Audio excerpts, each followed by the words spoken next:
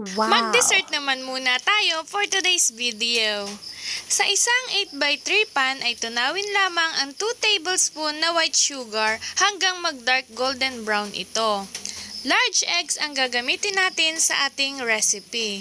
6 na egg yolks lang kakailanganin para sa ating custard. Ihahalo na rin ang 3/4 cup na evaporated milk at 3/4 cup na condensed milk.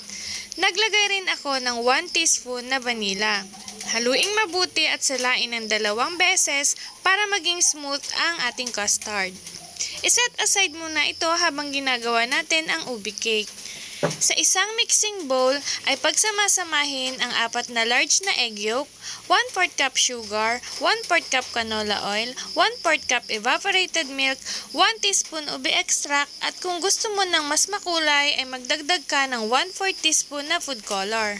Haluin natin itong mabuti bago natin ilagay ang mga dry ingredients. 1 cup na cake flour lamang ito at saka 1½ teaspoon na baking powder. Salain natin ang mga dry ingredients para matanggal yung mga impurities. Naglagay din ako ng 1/2 teaspoon na salt, pambalanse ng lasa. Haluin natin itong mabuti at iset aside muna habang ginagawa ang ating meringue. Ito yung 4 na egg whites na tinanggal natin dun sa 4 na egg yolk sa ube cake. Naglagay lamang ako ng 1/2 teaspoon na cream of tartar nang ito ay soft peak na. At ang 1/4 cup na sugar naman ay dahan-dahan kong inilagay hanggang ito ay maging stiff peak.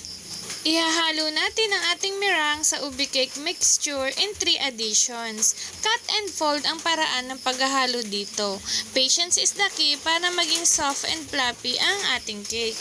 Siguruhin natin na nahalo natin ito ng maayos para pantay ang lasa ng ating cake.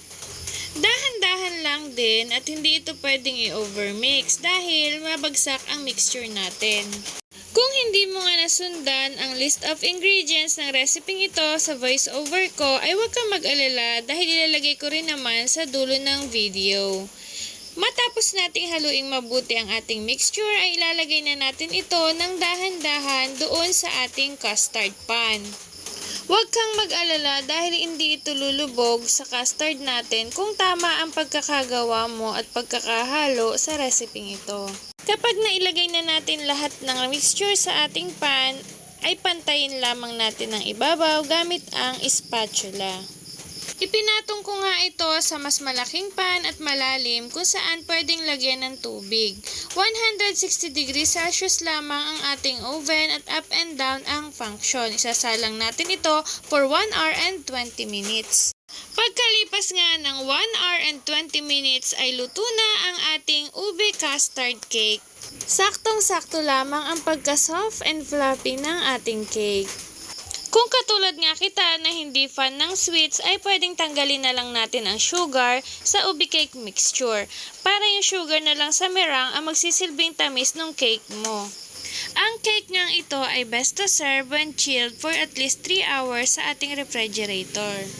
Pero dahil nga excited kami ng bebe ko ay bumawas na muna kami bago namin ito ilagay sa ref.